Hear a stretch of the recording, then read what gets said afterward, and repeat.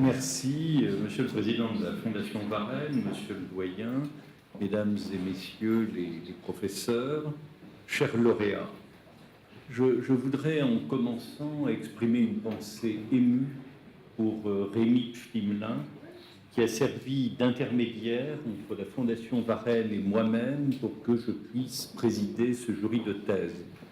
Lorsque j'ai accepté de venir le 12 décembre remettre des thèses, je ne m'attendais pas à ce que le même jour, je prononce un discours funèbre à France Télévisions pour son compte. Avocat et juriste, Alexandre Varenne a toujours manifesté, et Monsieur le Doyen, vous nous l'avez dit, le plus grand attachement aux valeurs républicaines et à la défense des libertés et des droits fondamentaux. Opposant au régime de Vichy, il a notamment assisté Jean Zay lors de son procès. À cette époque, tous n'ont pas eu ses convictions, son courage et sa vision. Le Conseil d'État lui-même, quoique tenu en lisière par le régime de Vichy et profondément épuré en 1940, n'a pas su alors s'affranchir des pièges du formalisme et aussi du syllogisme juridique, comme de la lettre et de l'intention du législateur du régime de Vichy. Les temps ont heureusement changé, et la protection des libertés et des droits fondamentaux reste des sujets centraux dans nos sociétés, dans notre société, que les attentats récents et l'état d'urgence ont profondément affecté. Cet état d'urgence, qui se prolonge désormais depuis plus d'1 an, est un défi pour un État de droit comme la France. Nous sommes en effet confrontés à un double impératif catégorique, assurer d'une part une lutte efficace contre le terrorisme, tout en continuant d'autre part à garantir une protection élevée des droits et des libertés fondamentales. Aucune de ces branches ne doit ni ne pourra céder le pas devant l'autre. Plus que jamais, la défense des libertés et des droits doit être une priorité, et le Conseil d'État, dans ses missions consultatives et juridictionnelles, s'attache à ne pas laisser cet objectif lettre morte. Ainsi, si la lutte contre le terrorisme requiert des dispositifs législatifs et réglementaires efficaces, ces derniers ne peuvent conduire à la mise en péril des principes et des valeurs qui sont les nôtres et que nous avons proclamés dès 1789 dans la Déclaration des droits de l'homme et du citoyen. Dans cette quête, le juge administratif a montré la force et la résilience des principes qu'il promeut, ainsi que l'efficacité de son action dans la protection des libertés et des droits fondamentaux. La lutte contre le terrorisme, d'abord, est un défi pour une société démocratique et un État de droit comme la France. Elle a nécessité le déploiement de mesures exceptionnelles qui doivent désormais laisser la place à des mesures, dispositifs pérennes. Depuis plus d'1 an, la lutte contre le terrorisme s'incarne d'abord dans la déclaration le 14 novembre 2015 de l'état d'urgence. À l'exception des dispositions qui autorisent le contrôle des moyens de communication et qui instituent la compétence de la juridiction militaire pour juger des crimes et des délits, toutes les autres dispositions de la loi du 3 avril 1955 ont été rendues applicables sur l'ensemble du territoire métropolitain, puis dans les départements et les collectivités d'outre-mer, à l'exception de celles du Pacifique et de Saint-Pierre-et-Miquelon. Concrètement, cela implique une extension des pouvoirs préventifs, dit aussi de police administrative du ministre de l'Intérieur et des préfets. Ces derniers peuvent ainsi définir des zones de protection ou de sécurité dans lesquelles le séjour des personnes est réglementé, voire interdire le séjour dans tout ou partie d'un département de personnes cherchant à entraver l'action des pouvoirs publics. Le régime des assignations à résidence, maintenant, prévu par l'article 6 de la loi de 1955, a été encadré, clarifié, mais aussi complété dans le sens d'un renforcement des pouvoirs du pouvoir exécutif. La référence à une activité dangereuse pour la sécurité et l'ordre public a en effet été remplacée par celle plus large de comportements constituant une menace pour la sécurité et l'ordre public. Fin de citation. L'article 11 de cette loi du 3 avril 1955 prévoit également la possibilité pour l'autorité administrative d'effectuer des perquisitions administratives, dont le régime a été modifié et complété par la loi du 21 juillet 2016 pour tirer les conséquences de la décision du Conseil constitutionnel qui avait partiellement censuré ce dispositif en février. Ces pouvoirs exceptionnels doivent permettre aux autorités administratives de faire face à un péril imminent résultant d'atteintes graves à l'ordre public.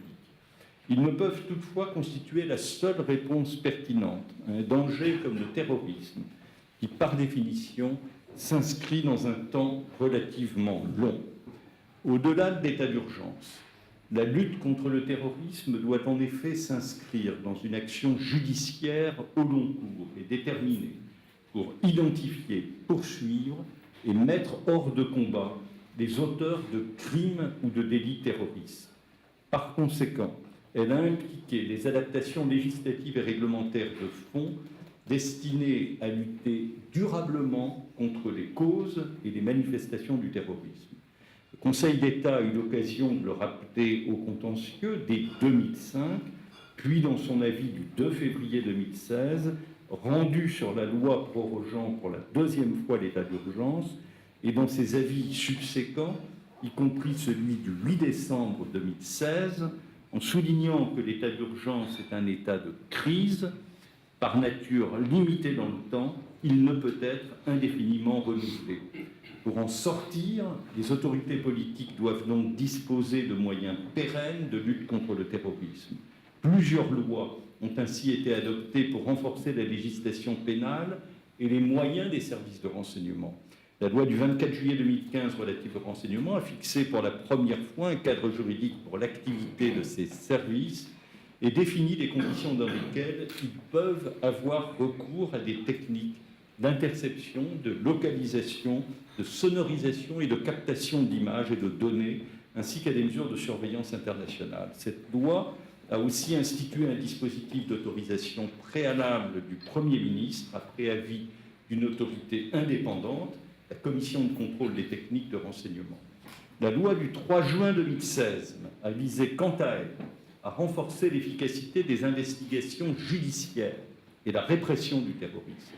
Elle a aussi étendu les possibilités de contrôle d'identité, de visite des véhicules et de fouille des bagages dans un cadre administratif.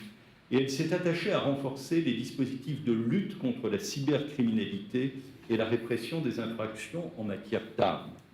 Dans la lutte contre le terrorisme, les autorités publiques doivent pouvoir bénéficier de tous les moyens nécessaires pour répondre efficacement à la menace.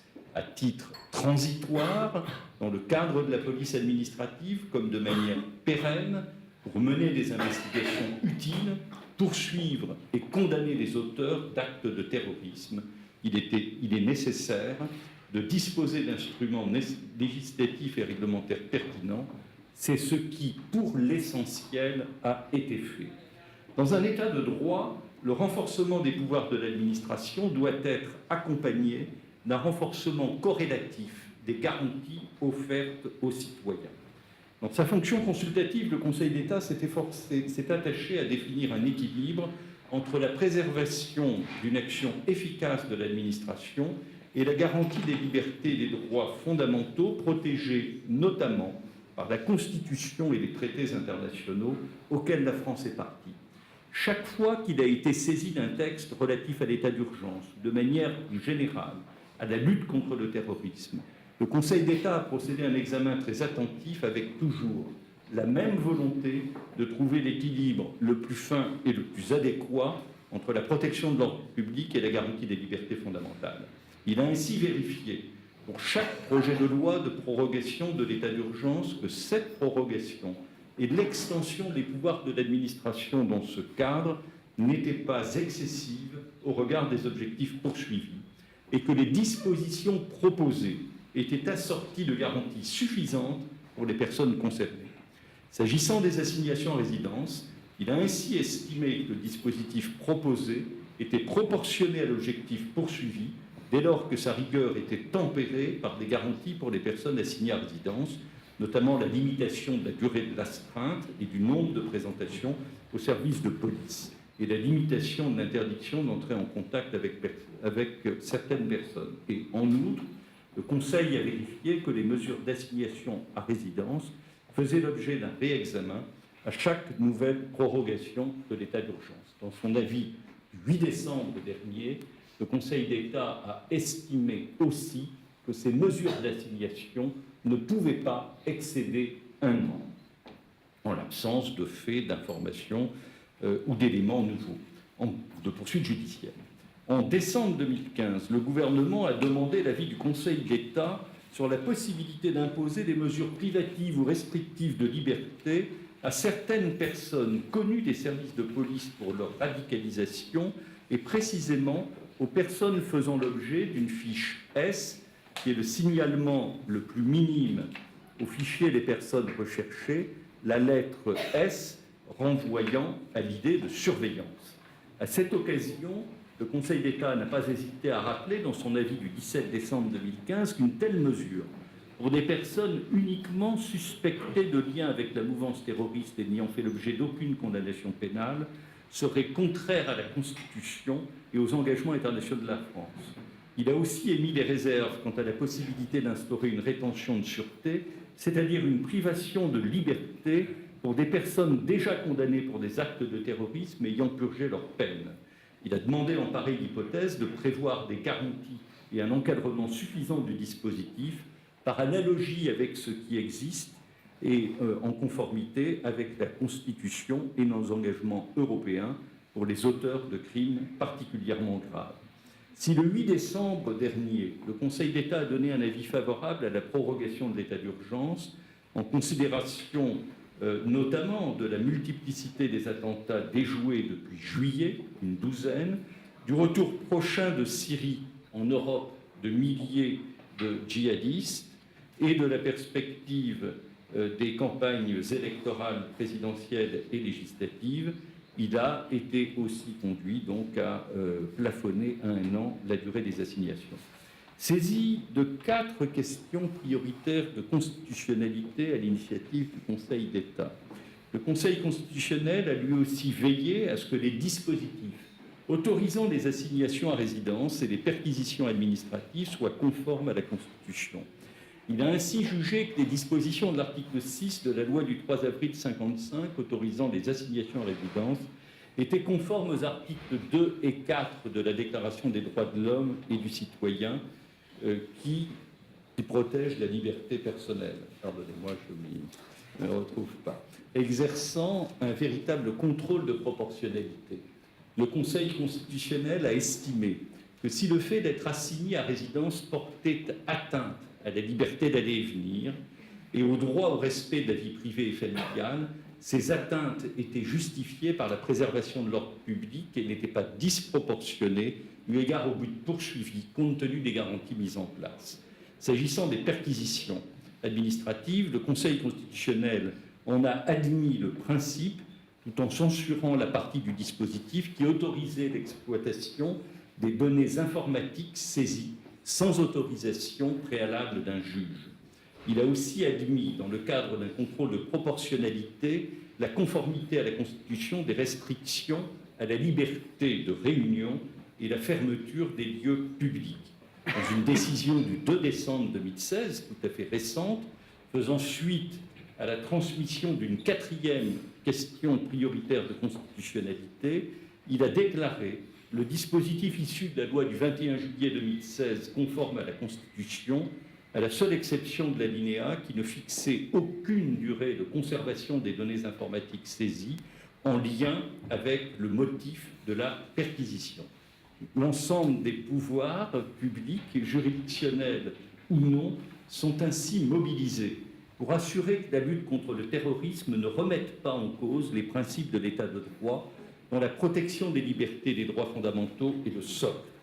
Dans ce contexte, le juge administratif a montré, je crois, la robustesse de ses principes et l'efficacité de son action. De longue date, le Conseil d'État assure un contrôle approfondi en matière de police administrative, avant même la consécration constitutionnelle des droits et des libertés contenus dans la Déclaration de 1789 par la décision du 16 juillet 1971. Le Conseil d'État a garanti une conciliation efficace entre la protection des libertés fondamentales d'une part et la préservation de l'ordre public d'autre part, puisant son inspiration dans le texte de la Constitution, la Déclaration des droits de l'homme et du citoyen, les principes fondamentaux reconnus par les lois de la République et la tradition républicaine. Il a eu l'audace, disait Jean Rivero, de consacrer des principes généraux du droit applicables même en l'absence de texte, dont la reconnaissance a nettement contribué à l'essor d'un ordre juridique libéral, respectueux des droits des administrés. Comme l'a déclaré en 1917 le commissaire du gouvernement Corneille, la Déclaration des droits de l'homme, placée au frontispice des constitutions républicaines, garantit avec les principes du droit public que la liberté est la règle et la restriction de police l'exception. Là, cette citation-là, je la connais par cœur. Depuis la décision Benjamin de 1933, le juge administratif exerce un triple contrôle de proportionnalité sur les mesures de police administrative, comme l'interdiction des réunions ou des manifestations. Il s'assure en effet que ces mesures sont nécessaires, eu égard au risque de troubles invoqués, qu'elles sont adaptées et qu'elles sont proportionnées à l'objectif poursuivi.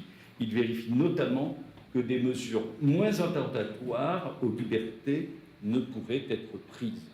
Ce qui fait d'ailleurs dire, par exemple, à des juges britanniques que le juge français, décidément, se substitue carrément à l'administration, puisque si des mesures moins attentatoires permettraient de parvenir au même résultat, eh bien le juge annule la décision de l'administration, ce qui, au-delà de la Manche, est absolument impensable.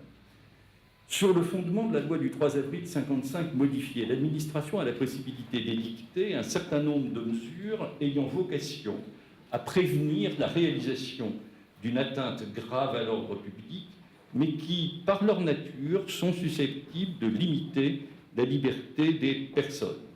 Dans ce contexte, le juge administratif a appliqué sa jurisprudence habituelle. En raison de l'objet et des effets des assignations à résidence, le Conseil d'État a ainsi jugé que l'urgence du recours des personnes concernées devait être présumée et que celle-ci pouvait saisir le juge du référé liberté à qui il appartient, le cas échéant, de prononcer une mesure provisoire et conservatoire de sauvegarde dans un délai de 48 heures. À l'issue d'une audience au cours de laquelle les parties débattent contradictoirement de l'ensemble des pièces du dossier, y compris des notes des services de renseignement, le juge administratif se prononce sur l'existence ou non d'une atteinte grave et manifestement illégale à une liberté fondamentale, et il opère à cette occasion la nécessaire conciliation entre la sauvegarde de l'ordre public et le respect des libertés mises en cause. Par ailleurs, le Conseil d'État a précisé que dans le cadre de son contrôle de légalité comme en urgence, il exerçait sur ces mesures d'assignation le triple contrôle de leur caractère nécessaire, adapté et proportionné, comme l'a d'ailleurs confirmé le Conseil constitutionnel dans sa décision du 22 décembre 2015. Récemment, le Conseil d'État a aussi eu l'occasion de préciser le régime des perquisitions administratives ordonnées dans le cadre de l'état d'urgence, sur lesquelles il a décidé d'opérer et d'exercer un contrôle approfondi de même nature. Il a également rappelé que la responsabilité de l'État pouvait être engagée pour faute simple, à raison des illégalités affectant la décision de perquisition, mais aussi des conditions matérielles de leur déroulement, notamment en cas d'usage excessif non nécessaire de la force ou lorsque des enfants mineurs sont présents. Depuis la loi du 21 juillet 2016 prorogeant l'état d'urgence à la suite de l'attentat de Nice, l'autorité administrative peut certes accéder aux données stockées sur des systèmes informatiques, mais elle ne peut les exploiter qu'après avoir obtenu l'autorisation du juge administratif qui statue dans un délai de 48 heures à compter de sa saisine. Cette autorisation ne peut être donnée que pour des éléments en lien avec la menace que constitue pour la sécurité et l'ordre public le comportement de la personne concernée. La protection juridictionnelle offerte par le juge administratif a montré son efficacité dans le cadre de l'état d'urgence. La loi du 30 juin 2000, assez ancienne, elle a 16 ans, est venue pallier des insuffisances des procédures d'urgence devant le juge administratif en instaurant des procédures enfin crédibles et efficaces.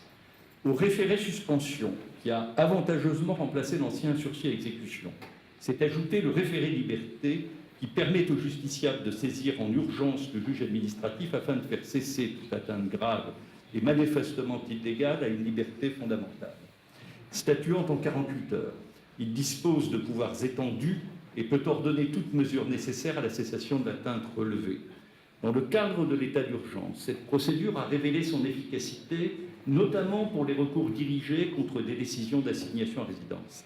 Saisi de l'examen du projet de loi, le Conseil d'État avait d'ailleurs souligné que la garantie juridictionnelle apportée par le juge des référés administratifs était très supérieure à ce qui était antérieurement prévu, en 1955, et qu'un tel contrôle était de nature à offrir des garanties suffisantes aux personnes assignées. Quelques statistiques donnent la mesure de l'efficacité du contrôle opéré. Plus de 30% des assignations à résidence prises au titre de l'état d'urgence depuis le 14 novembre 2015 et contestées devant le juge des référés, des tribunaux administratifs, ont cessé d'être appliquées. Soit qu'elles aient été suspendues en tout ou en partie par ce juge, soit qu'elles aient été préventivement abrogées avant ou juste après l'audience devant le juge. En appel devant le Conseil d'État, le taux de remise en cause des assignations s'est élevé à 56%. Depuis le 21 juillet 2016, les tribunaux administratifs ont par ailleurs été saisis de 80 demandes d'autorisation d'exploiter des données informatiques saisies dans le cadre d'une perquisition. Le Conseil d'État a eu l'occasion de se prononcer à 6 reprises sur ces jugements, en exerçant également un entier contrôle sur la régularité et la nécessité de ces mesures.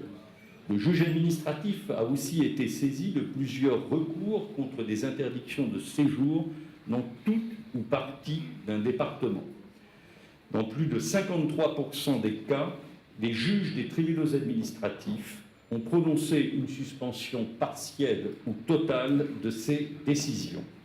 Je tiens par ailleurs à souligner qu'une formation spécialisée du Conseil d'État est aussi chargée d'examiner les recours des personnes souhaitant vérifier qu'elles ne font pas l'objet de l'utilisation à leur encontre et à mauvais escient d'une technique de renseignement, comme par exemple une écoute ou un enregistrement. La nature du contrôle exercé par le juge administratif et la rapidité de son intervention dans le cadre de l'état d'urgence renforcent l'idée désormais acquise qu'il est un juge protecteur des libertés et des droits fondamentaux. Confronté à des menaces terroristes d'une ampleur et d'une gravité sans précédent, il nous appartient de trouver un juste équilibre entre l'efficacité de l'action répressive du gouvernement, du Parlement et de la justice pénale et la nécessaire préservation des libertés et des droits qui sont au cœur de l'état de droit.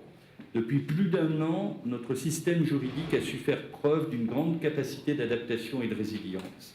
Il a réaffirmé son attachement aux principes et aux valeurs contenues notamment dans la Déclaration des droits de l'homme et du citoyen de 1789. Il a su aussi agir avec efficacité et rapidité pour assurer la garantie effective de ses droits. L'ensemble des pouvoirs publics et des acteurs juridictionnels doit demeurer mobilisé sur la préservation de cet équilibre nécessaire et fragile.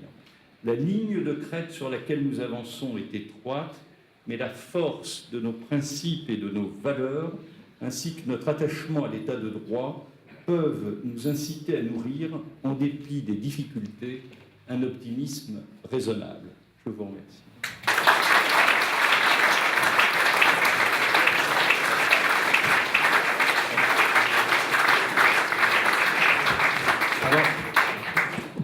Monsieur le Président, lorsque nous sommes venus vous voir avec le doyen Macias, nous vous avions dit que nous avions une thèse un peu particulière qui vous concernait. Vous êtes en fait des rebelles au Conseil d'État, et c'est écrit d'ailleurs là, les rébellions du juge administratif recherchent sur les décisions juridictionnelles subversives. Monsieur le Président, voilà de quoi nourrir votre soirée, après le grec, bien sûr. Et quand même, pour finir sur un sourire, Je vous ai parlé d'Alexandre Vialat, Monsieur le Président, qui est l'âme de cette maison. Et alors, nous avons souhaité vous offrir les chroniques d'Alexandre Vialat dans la montagne. Voilà. Et j'espère que ça vous amusera autant que nous.